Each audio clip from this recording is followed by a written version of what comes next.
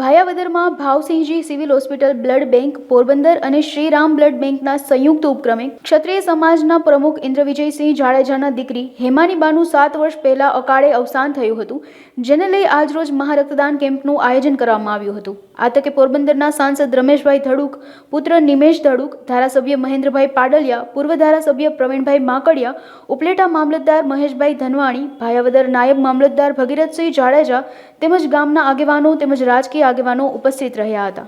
મારું નામ ઇન્દ્રવિજયસિંહ ચુડાસમા, શ્રી રાજપૂત સમાજ ભાયાવદરના પ્રમુખ તરીકે અને ભારતીય જનતા પાર્ટીના જિલ્લાના આગેવાન તરીકે અને સોશિયલ પ્રવૃત્તિ આપણે કરીએ છીએ। આજરોજ ભાયાવદર ખાતે મહારક્તદાન કેમ્પનું આયોજન કરેલ છે।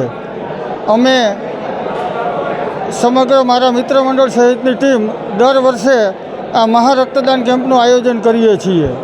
છેલ્લા 5 વર્ષથી અમે આ રક્તદાન કેમ્પ કરીએ છીએ અને એમાં ભાયાવદર તથા ઉપલેટાના આજુબાજુના ગ્રામ્ય વિસ્તારના સૌ લોકોના સાથ અને સહકારથી ખૂબ સારી રીતે આ રક્તદાન કેમ્પનું આયોજન કરીએ છીએ। આજથી 7 વર્ષ પહેલાં મારા લાડલા દીકરીબાનું એક્સિડન્ટમાં અકાળે અવસાન થયેલું, તેમની દર પુણ્યતિથિએ અમે સૌ મિત્ર મંડળ સાથે મળીએ અને રક્તદાન કેમ્પ, નાના ભૂલકાઓને આંગણવાડીમાં જઈ અને નાસ્તો,